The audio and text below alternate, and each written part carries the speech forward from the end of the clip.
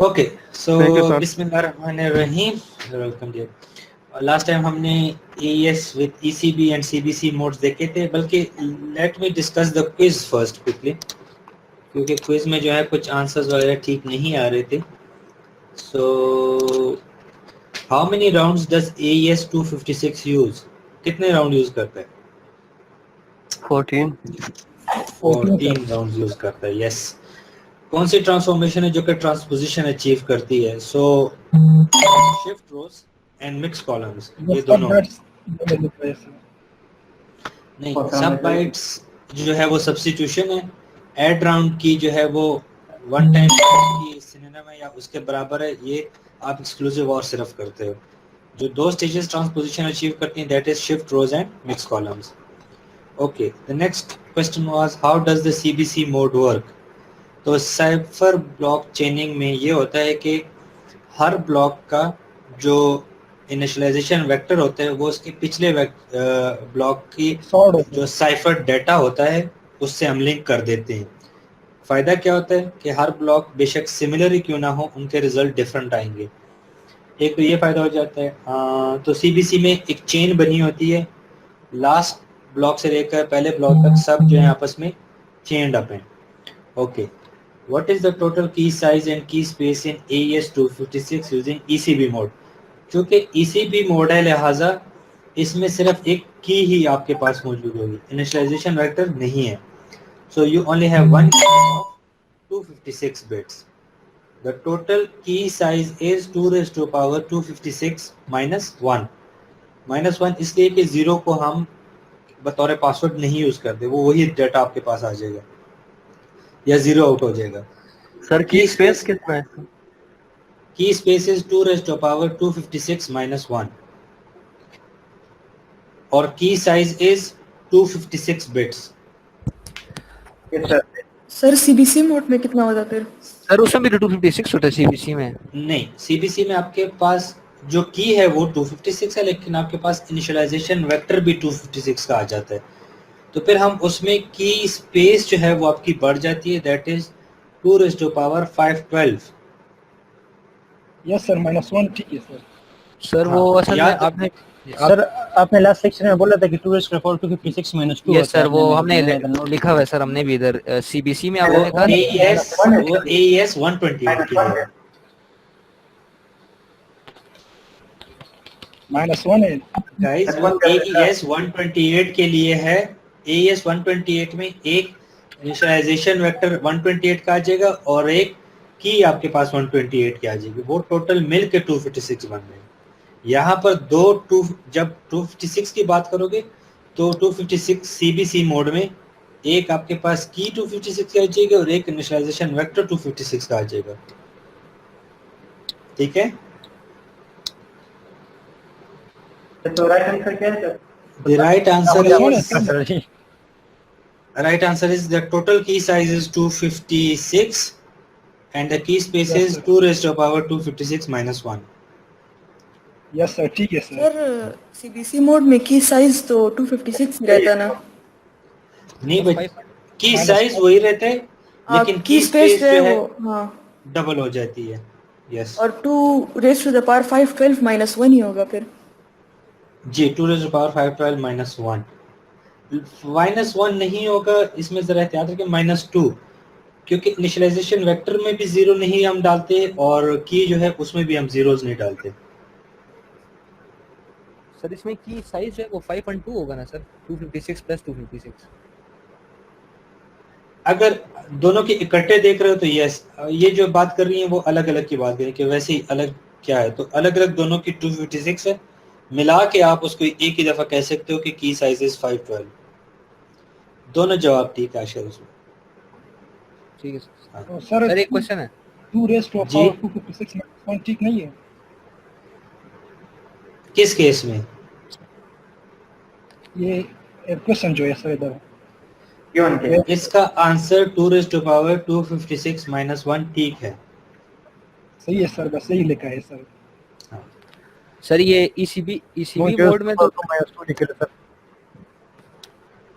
जी ECB mode, sir ये ECB mode में तो हमारे पास इनिशियलाइजेशन वेक्टर नहीं होता, तो इसलिए इसके इस केस में 256 ही की साइज होगा और की frame obviously sir 2 power 256 minus 1। लेकिन अगर सीबीसी मोड में देखने तो उसमें इनिशियलाइजेशन वेक्टर भी आ जाता है तो इसलिए सर उसमें 512 होगा ना सर की साइज। बिल्कुल ठीक है, यस। ठीक, बस सही है sir, no confusion. Okay, sorry. Sir ये एड राउंड की ट्रांसपोजिशन नहीं है सर? नहीं, एड राउंड की ट्रांसपोजिशन नहीं है। एड राउंड की जो है वन टाइम पैड का इक्विवेलेंट होता है, ये सिर्फ इसमें आप एक्सक्लूसिव और करते हो। सही sir. Okay, so we start with the cryptographic protocols. अभी तक जो हम बात कर रहे हैं वो ये थी कि सेंडर और रिसीवर आपस में डाटा शेयर कर रहे हैं। जब भी डाटा शेयर कर रहे हैं तो वो किसी इंक्रिप्शन से गुजार के शेयर कर रहे हैं ताकि हैकर को वो डाटा जो है इजीली अंडरस्टैंडेबल ना हो। मसला ये आता है कि जब वो इंक्रिप्शन की इंफॉर्मेशन शेयर करते हैं तो उन्होंने पहले सेंडर और रिसीवर ने आपस में डिसाइड करना है कि पासवर्ड क्या रखा गया है, की वैल्यू क्या है, या इनिशियलाइजेशन वेक्टर की वैल्यू क्या है, कौन सा एल्गोरिदम यूज हो रहा है, कितने बाइट्स का यूज हो रहा है। ये तमाम इंफॉर्मेशन उन्होंने आपस में शेयर करनी है। प्रॉब्लम ये है कि अगर लेट से आप यहाँ पे बैठे हैं और जो दूसरा रिसीवर है वो किसी और मुल्क में बैठा हुआ है दूर, तो आप उसको ये चीज़ जो है एक इन अनसिक्योर चैनल पे नहीं शेयर कर सकते। So there must be some idea, some technique जिसके थ्रू ये इनिशियल डाटा आप शेयर भी कर दें, पासवर्ड वगैरह, और वो हैकर वगैरह उसको समझ भी ना सके। So for that we have some cryptographic protocols and this problem is called the key sharing problem, that how do you share your key on an unsecure channel, and the protocols that deal with it that help us in solving this problem, they are regarded as the cryptographic protocols या key sharing protocols. So consider this scenario that आपके पास जो है एक message है, ये जो red box आपको नजर आ रहा है, this is containing something important, और आपने ये भेजना है अपने दोस्त आइवन की तरफ। इशू ये आ रहा है कि जब भी आप कोई डाटा या कोई भी आप ये जो बॉक्स है सेंड करेंगे तो पुलिस उस बॉक्स को चेक करेगी। नाउ एट द मोमेंट हम ये अज्यूम करते हैं कि बॉक्स जो है वो ब्रेकेबल नहीं है, और बॉक्स के ऊपर अगर कोई लॉक लगा हुआ है, उस लॉक को पुलिस या आइवन डायरेक्टली तोड़ नहीं सकती। फिलहाल इस अजम्पशंस को रखिए कि बॉक्स जो है ब्रेकेबल नहीं है और जो लॉक उस पर लगा होगा वो बगैर उसकी की के ओपन नहीं हो पाएगा। सो वी ट्राई टू सी कि हम फिर किस तरह कम्युनिकेट करते हैं या किस तरह इस बॉक्स को बेचते हैं। सो सबसे पहले आप ये करते हैं कि उस बॉक्स के ऊपर अपना एक लॉक लगाते हैं, that is the LA is your lock. जो की है वो अभी आपके पास मौजूद है। इस बॉक्स को आप भेजते हैं आइवन की तरफ। दरमियान में पुलिस जो है उस बॉक्स को रिसीव कर दी है। अजम्पशन ये कि पुलिस ना उस बॉक्स को तोड़ सकती है, ना उस की के बगैर उस लॉक को ओपन कर सकती है। So the police can not do anything about this box eight the moment. So police क्या करती है, वो जब कुछ नहीं कर सकती तो वो बॉक्स को आगे आइवन की तरफ ही भेज देती है। आइवन के पास इशू ये कि आइवन के पास भी आपके लॉक की जो है उसकी चाबी मौजूद नहीं है, लिहाजा वो भी इस बॉक्स को ओपन नहीं कर सकता, ना ही वो उस बॉक्स को तोड़ सकता है। लेकिन आइवन ये करता है कि उस बॉक्स के ऊपर अपना एक लॉक लगा देता है, दैट इज LB, और ये भेज देता है वापस आपकी तरफ। जब आपकी तरफ आते हैं तो पुलिस के पास ये बॉक्स दोबारा रिसीव होता है, लेकिन अब उस पर 2 लॉक्स लगे हैं, आपका लॉक और आइवन का लॉक। जब ये बॉक्स आपके पास रिसीव होता है, जो कि आपके पास अपनी की मौजूद है, लिहाजा आप अपना लॉक उसमें से हटा देते हैं। आइवन का लॉक वहीं पर रहता है और इस बॉक्स को आप दोबारा सेंड कर देते हैं आइवन की तरफ। पुलिस के पास जब ये बॉक्स आता है तो उसके ऊपर सिर्फ आइवन का लॉक लगा है। Again the police can not do anything, वो इस बॉक्स को आगे ट्रांसफर कर देता है। आइवन जो है उसके पास अपनी की मौजूद है, लिहाजा वो अपना लॉक वापस हटा देता है और जो कंटेंट्स हैं उस बॉक्स के वो ये रिसीव कर देता है। इस चीज में अभी तक कोई इशू या इस प्रोटोकॉल में कोई मसला आ रहा हो किसी को? इस चीज की समझ आ गई? ये पासवर्ड शेयरिंग के लिए सर। जी, हम इसको आगे देखेंगे, ये पासवर्ड शेयरिंग वगैरह के लिए यूज होते हैं। जी, एनी अदर क्वेश्चन? इस प्रोटोकॉल का नाम क्या है सर? आगे हम एफी11 जी, इस प्रोटोकॉल, दो प्रोटोकॉल है, डिफी हेलमन भी है, आरएसए भी है, दोनों को हम पढ़ेंगे। दोनों बेस इसी आइडिया पे हैं एक लिहाज से, ठीक है। ठीक है सर। ओके, सो दोबारा क्विक समराइज करते हैं। बॉक्स है, आप उस पर अपना ताला लगाते हैं, I1 की तरफ भेजते हैं, I1 उस पर अपना ताला लगा के वापस आपकी तरफ भेजता है, आप अपना ताला हटा के बॉक्स वापस I1 की तरफ भेजते हैं, जहां पर I1 उसमें से अपना ताला हटा के उस बॉक्स के कंटेंट्स रिसीव कर दे। ये जो दो अजम्पशंस हमने की हैं, एक ये कि बॉक्स जो है ब्रेकेबल नहीं है, और दूसरा ये कि जब तक आपके पास की मौजूद ना हो तो पुलिस या I1 उस लॉक को ओपन नहीं कर सकती। इसका मतलब क्या है? बॉक्स के ब्रेकेबल होने, अनब्रेकेबल होने का मतलब ये कि जो इनक्रिप्शन आपने अप्लाई की है वो इनक्रिप्शन डिक्रिप्ट ना हो पाए, ना ही उसका कोई और शॉर्टकट हो, और जब तक उसका पासवर्ड नहीं हो तो ये इनक्रिप्शन टोटली डिक्रिप्ट नहीं हो पाए, यानी कि हैकर या ईव्सड्रॉपर उसके मैसेज को नहीं समझ सकता। ओके, अब इसी चीज को हम आगे देख लेते हैं। सो दिस इज बच्चे अपने माइक्स ऑफ कर दें। ओके, सो इसी चीज को यहाँ पर इसने लिखा हुआ है कि किस तरह हम इस बॉक्स को सिक्योरली बेचते हैं। So this is the same scenario, उसको डिस्क्राइब किया गया है। Now so this is where we count कि ये प्रॉपर्टी होनी क्या चाहिए। Okay, by the way this is important, यहाँ पे बात कर दूं। जो लॉक आपने लगाया हुआ है, I1 जब उस पर लॉक लगाता है तो दोनों सेम ही लेवल के हों। इन अदर वर्ड्स, ऐसा ना हो कि I1 इस बॉक्स को किसी और बॉक्स में डाल के उस पर अपना लॉक लगाए। अगर I1 आपके बॉक्स को किसी और बॉक्स में डाल के उस पर लॉक लगा दे तो फिर आप अपना ताला उसमें से हटा नहीं सकते। सो रिमेंबर, प्रॉपर्टी ये भी होनी चाहिए कि जब आप I1 उस पर अपना लॉक लगाए, स्टिल आपका लॉक एक्सेसिबल हो। इसको क्रिप्टोग्राफिक प्रोटोकॉल या क्रिप्टोग्राफी में हम यूँ कहते हैं कि अगर आपके पास कोई मैसेज M है, उसको इनक्रिप्ट किया गया पासवर्ड K1 के साथ, की जो है K1 के साथ इनक्रिप्ट किया गया, फिर उसको दोबारा इनक्रिप्ट किया गया की K2 के साथ। अगर इस ऑर्डर को चेंज भी कर दिया जाए, यानी कि पहले की K2 के साथ इनक्रिप्ट किया गया, फिर उसके बाद की K1 के साथ इनक्रिप्ट किया, इस ऑर्डर को चेंज करने से भी सेम ही इनक्रिप्शन अचीव हो रही हो, तो इसको हम कहते हैं कम्यूटेटिव साइफर प्रॉपर्टी, या हम कहते हैं कि द साइफर्स आर कम्यूटिंग। और इस कम्यूटेटिव प्रॉपर्टी होने का होना लाजमी है हमारे इस प्रोटोकॉल के लिए। अगर I1 की एग्जांपल के रिस्पेक्ट से देखें तो इसका मतलब ये कि बेशक आप पहले ताला लगाएं या I1 पहले ताला लगाए, ऑर्डर चेंज हो भी जाए तो भी आप जो है उस ताले को ओपन कर सकते हैं। Now remember that most encryption algorithms के जो है उसमें ये प्रॉपर्टी नहीं है, लेकिन एक्सक्लूसिव और या जो वन टाइम पैड है जिसकी मैं बार बार बात कर रहा हूँ, ये वो इंक्रिप्शन एल्गोरिथम है कि जिसमें अगर आप ऑर्डर चेंज भी कर दें तो कोई फर्क नहीं पड़ता। अगर मैं इसकी आपको एग्जांपल दिखाऊं quick, so if you have a data A which gets exclusive or with key K1, और फिर आप उसको एक्सक्लूसिव और करते हैं की K2 के साथ। नाउ लेट्स से अगले स्टेप में आपने उसको एक्सक्लूसिव और किया अगेन की K1 के साथ। This has to be commutative, यानी आप अगर आप इसको दोबारा लिखें, this can be written as key K1 exclusive और अगेन K1 एंड की K2।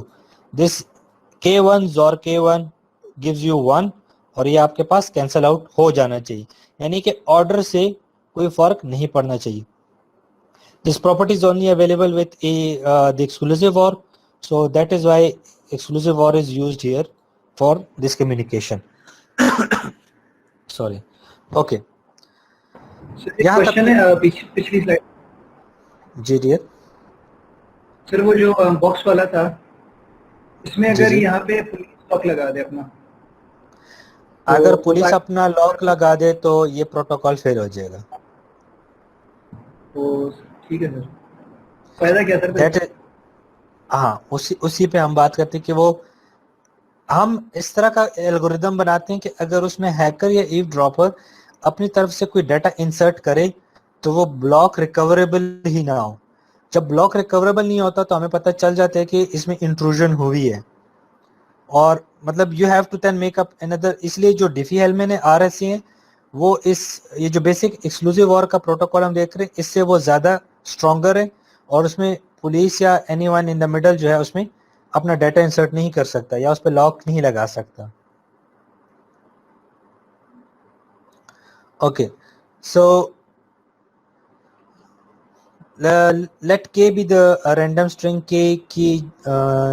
the key k of a, उसको हमने एक्सक्लूसिव और किया मैसेज m के साथ। अगेन I1 ने उसको जोर किया अपनी की के साथ।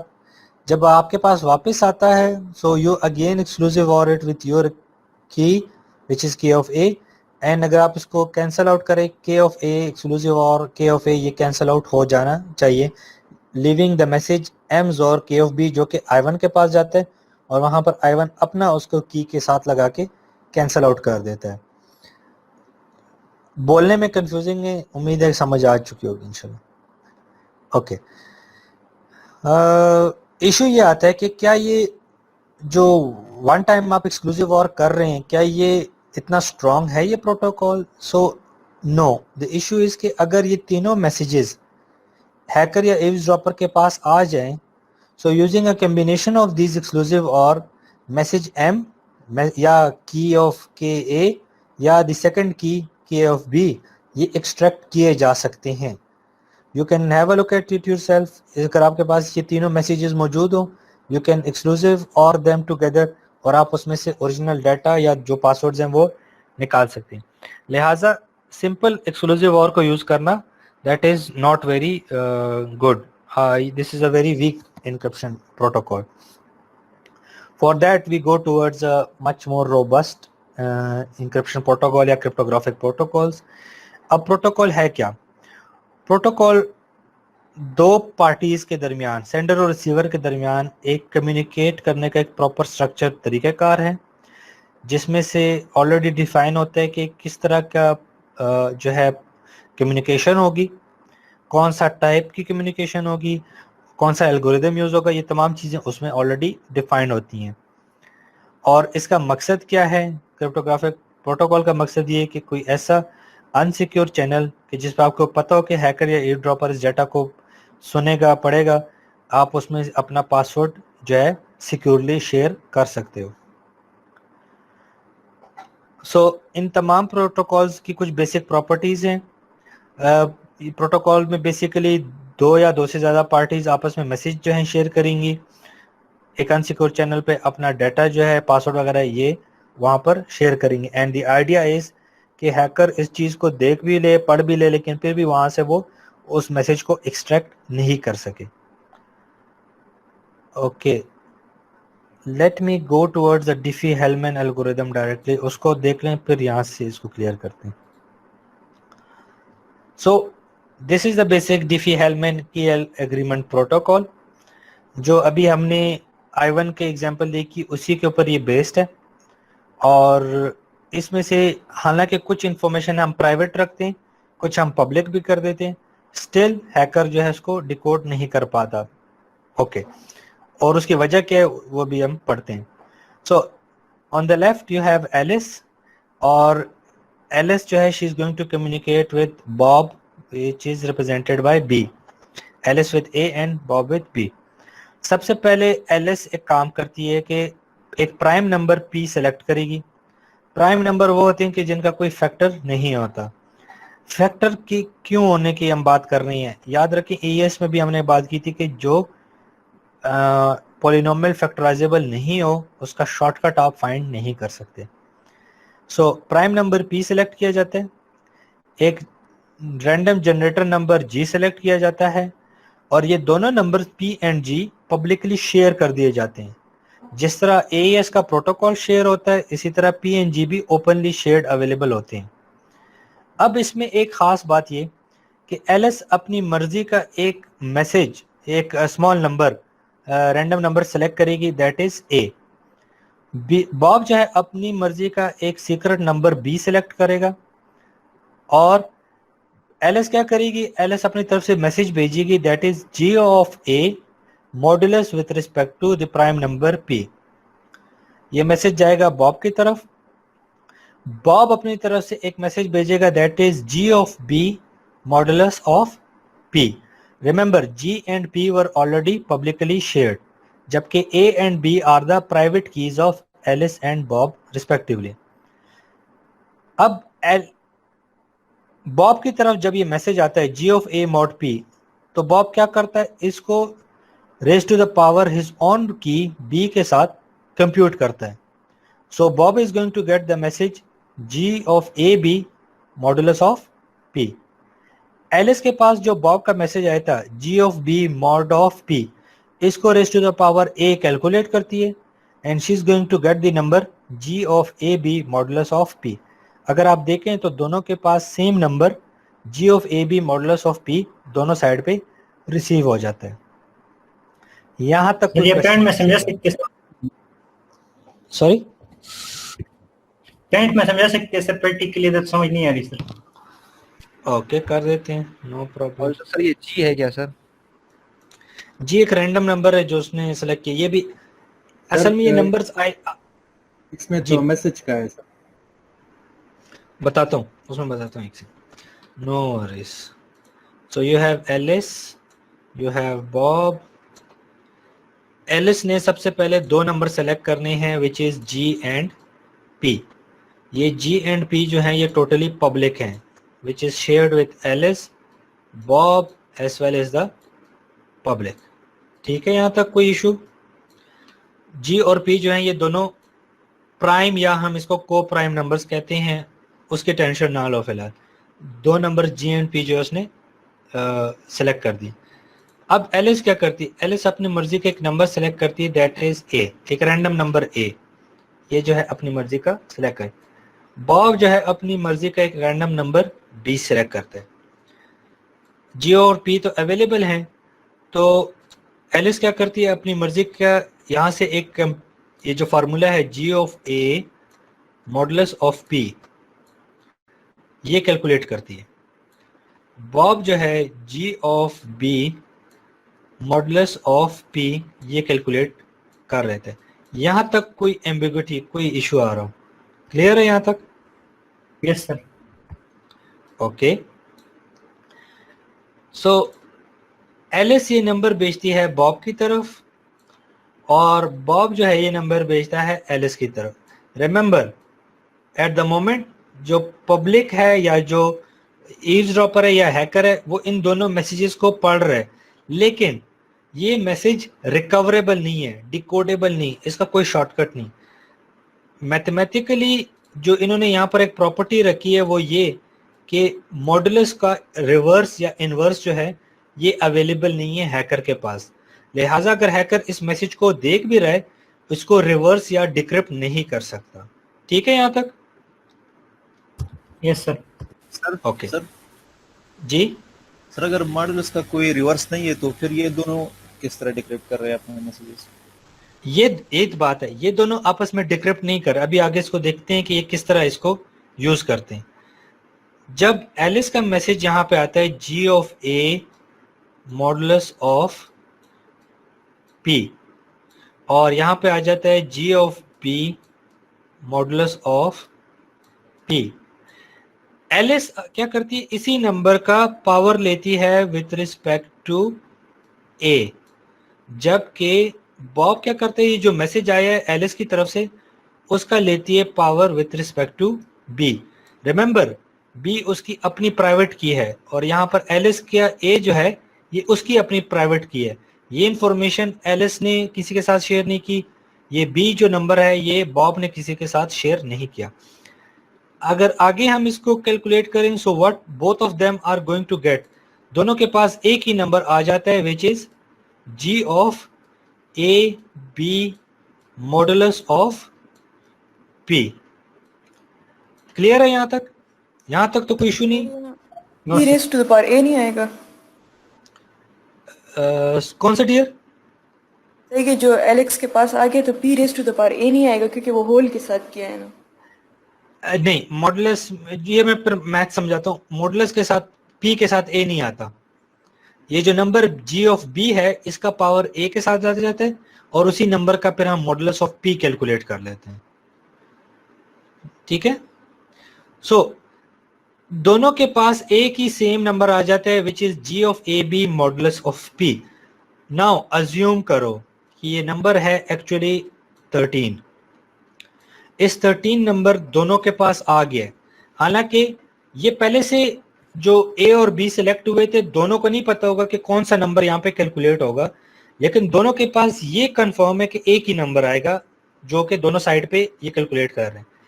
अब 13 से आप क्या फायदा ले सकते हैं? 13 can become your password for your AES, this can become your key for your AES algorithm. तो दोनों ने क्या किया, दोनों ने on the basis of some public information और कुछ प्राइवेट इंफॉर्मेशन, दोनों के पास एक सेम नंबर आ गया जो कि आगे AES में फर्स्ट कम्युनिकेशन के लिए बतौर पासवर्ड उन्होंने यूज किया। जैसे ही वो AES के थ्रू कम्युनिकेशन करते हैं, राइट अवे पहले मैसेज में एक दूसरे को बता देते हैं कि नया पासवर्ड कोई और सेलेक्ट कर लो। ठीक है क्लास यहाँ तक? सर यानी जो की है वो कम्युनिकेशन के बाद डिटरमिन होती है, पहले से नहीं होती। आवाज थोड़ी सी आपकी आवाज स्लो है जी। सर की जो है यानी फिर कम्युनिकेशन होने के बाद डिटरमिन होती है, पहले से नहीं होती जैसे अपने पहले पढ़े थे। Yes you are right. जब की जो है वो इस कम्युनिकेशन के बाद डिटरमिन होती है कि आया की पासवर्ड हमने क्या रखना है। ये जो नंबर 13 है ये एक स्टार्टिंग पासवर्ड के तौर पे काम करती है, लेकिन जब आप कम्युनिकेट करते हो तो राइट अवे इसको चेंज करते हो। इसकी आपने एक एग्जांपल देखी होगी या यूज की होगी। जब आप कोई नया ईमेल एड्रेस बनाते हैं या शायद आपने जो अपने DCSE के ईमेल एड्रेसेस जब आप लॉगिन कर रहे थे, पहली दफ़ा आपको एक रैंडम एक छोटा सा पासवर्ड दिया गया था। जब आप उसको एंटर करते थे तो वो आपसे राइट अवे पूछता था कि नया पासवर्ड जो है वो बना लो। Just like that real life ये 13 नंबर जो है एक स्टार्टिंग पासवर्ड की तरह काम करता है, एक रैंडम पासवर्ड। जब आपके साथ लॉगिन करते हैं या कम्युनिकेशन स्टार्ट करते हैं तो दोनों सेंडर रिसीवर आपस में डिसाइड करते हैं कि नया पासवर्ड क्या होगा। ठीक है डियर, यहाँ तक समझ आ गई सबको? Sir I have question sir. जी सर ये बॉब जब ये मैसेज वापस भेजता है सर, पैंट पे दिखा दे सर जरा। जी जी सर ये इससे ये बी जो बॉब ने की लगाई होती ये रिकवर नहीं हो सकती सर, बिल्कुल इम्पॉसिबल है। मैथमेटिकली ये जो इक्वेशन है ना G of A modulus of P या G of B modulus of P, इसमें से कुछ भी रिकवरेबल नहीं है और यही सारी वजह है कि ये हैकर या ईव्सड्रॉपर इसमें से कुछ भी निकाल नहीं सकता। सिमिलरली ये जो बॉब ने भेजा है एलिस भी उसमें से कुछ नहीं एक्सट्रैक्ट कर सकती और जो एलिस ने भेजा है उसमें से बॉब एक्सट्रैक्ट नहीं कर सकता। सिर्फ बात ये है कि दोनों की सेम आखिर में एक ही सेम नंबर जनरेट हो जाता है एंड दैट्स इट।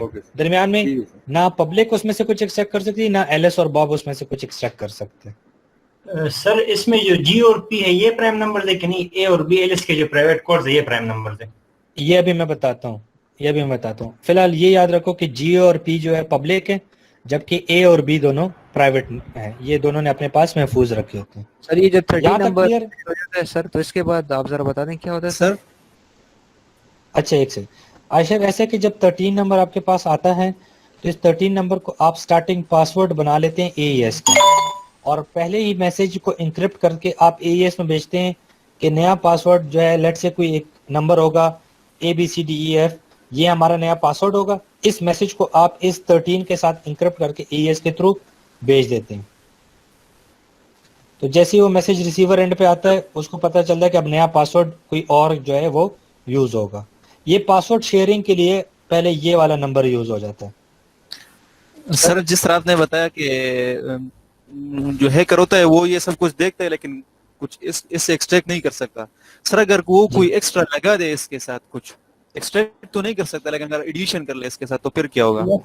अगर एडिशन कर दे तो ये जो आखिर में नंबर आ रहा है ये सेम नहीं आएगा। एक तो ये ठीक है।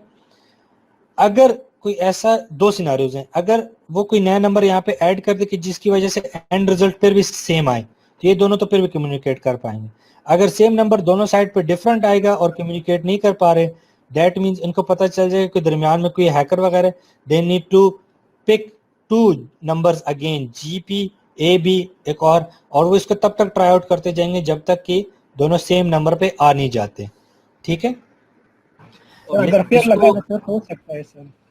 एक सेकेंड, जब आप यहाँ पे बैठे हैं और लेट से कोई दूसरा दोस्त लेट से यूक्रेन में बैठा हुआ है, कम्युनिकेट कर रहे हैं दोनों कंप्यूटर्स, जब तक ये जो हैंडशेक का प्रोटोकॉल सक्सेसफुल नहीं होगा, ये एक दूसरे को ये नंबर्स भेजते जाएंगे जब तक ये कम्युनिकेशन एक दफ़ा सक्सेसफुल ना हो जाए।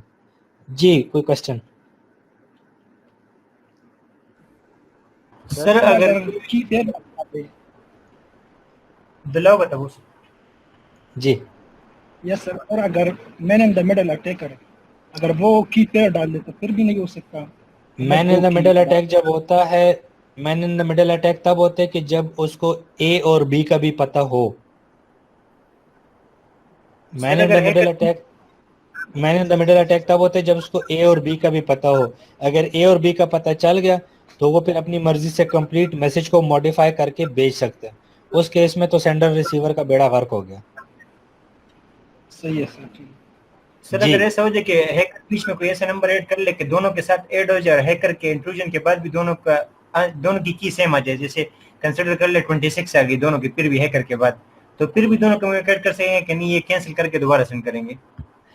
देखें, याद रखें, हैकर के पास इस वक्त इंफॉर्मेशन मिडल में क्या है, लेट्स राइट दैट अगेन, कि हैकर के पास बेसिकली है क्या इस स्टेज पे। हैकर के पास जी भी मौजूद है, पी भी मौजूद है।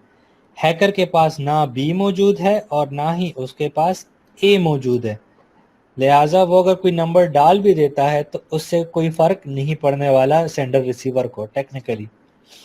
Yes sir. जबकि हैकर के पास यहाँ पर कोई भी उसका फायदा नहीं मिलने वाला, ठीक है। यस ये सारा प्रोटोकॉल तब काम करेगा जब ए और बी को प्राइवेट रखा जाए, सेफ एंड सिक्योर रखा जाए। अदरवाइज अगर ए या बी में से कोई एक नंबर भी आ जाए, हैकर का काम आसान हो जाता है। अब हम इस पे आगे जरा देखते हैं कि ए और बी है क्या, जी और पी है क्या, और क्यों ये जो है ना प्रोटोकॉल सेफ एंड सिक्योर है। सर अगर ये 13 अनडिकोडेबल है तो फिर हम बाद में फिर इसका चेंज क्यों करते हैं? आपने जो कहा पासवर्ड फिर बाद में चेंज कर दिया जाता है। ए और बी दोनों फाइनाइट लेंथ के नंबर्स हैं। अगर याद है हमने एक बात की थी कि अगर हैकर को इनफ अमाउंट ऑफ डाटा और टाइम दे दिया जाए तो एक ना एक दिन ये कम्बिनेशन वो निकाल पाएगा। लिहाजा द मोमेंट हम इससे कम्युनिकेशन स्टार्ट करते हैं, वी चेंज अवर पासवर्ड। मतलब ये कि खतरा फिर भी रहता है कि हैकर या ईव्सड्रॉपर इसको रिकवर कर पाएगा, ठीक है। ठीक है, बिकॉज ए और बी के हैं क्या, यूं समझे ए और बी दोनों 128 बिट्स हैं, तो 2⁻²56 कम्बिनेशन हैं, एक एक करके ट्राई आउट करते जाएंगे और उसमें से अपना जो है पासवर्ड एक न एक दिन निकाल लेंगे। आसान नहीं है ये। हमने इसलिए बात की थी कि स्ट्रॉन्ग साइफर कौन से हैं। स्ट्रॉन्ग साइफर वो हैं कि जो ब्रेकेबल तो हैं लेकिन इतने आराम से ब्रेकेबल नहीं है। It will take a lot of effort and time before they are broken, ठीक है। Okay, so let me share this with you. ये उसी के डिफी-एल-मैन के लिए थोड़ी सी कंप्यूटेशन की गई। Now remember the first number that we are going to calculate where p is a prime number. g is a primitive root modulus of p. Now अब ये मैथमेटिकली है क्या, वो प्राइम नंबर जो कि p का रूट तो हो लेकिन या p उसका फैक्टर हो लेकिन p खुद भी एक प्राइम नंबर हो। अच्छा, प्राइम नंबर्स की थोड़ी सी प्रॉपर्टी देख लें, है क्या और करते क्या है। प्राइम नंबर के फैक्टर तो नहीं होते लेकिन प्राइम नंबर्स हैं कितने। अगर फर्स्ट 10 लाख नंबर्स ले लिए जाएं तो उसमें से टोटल प्राइम नंबर शायद 1000-2000 भी ना हो। लिहाजा प्राइम नंबर या जो है पी वगैरह हो गया, ए हो गया, बी हो गए, ये वो नंबर्स है कि जिनकी रेंज बहुत बड़ी होगी, यानी कि आप 128 बिट नहीं यूज़ करोगे। ए और बी के लिए, पी के लिए, जी के लिए, इन सब के लिए कम से कम 1024 बिट्स यूज़ होते हैं क्योंकि प्राइम नंबर्स हैं ही बहुत कम। इस बात की समझ आ रही? Yes sir. प्राइम नंबर्स बहुत कम हैं, लिहाजा उनकी रेंज आप बहुत ज़्यादा रखते हो। तो आप कम से कम 1024 बिट्स या 2048 बिट्स यूज करते हो ए, बी, पी और जी के लिए। ओके, सो सबसे पहले दोनों एक प्राइम नंबर पी 23 सेलेक्ट किया गया, जबकि जी जो है 5 सेलेक्ट किया गया। ये primitive root modulus with respect to 23 है, don't worry about this maths at the moment. ए जो है एलिस ने अपनी मर्जी के एक रैंडम सीक्रेट इंटीजर सेलेक्ट किया, ए इज इक्वल टू 6, जबकि बॉब ने सेलेक्ट किया अपने लिए number B which is B is equal to 15।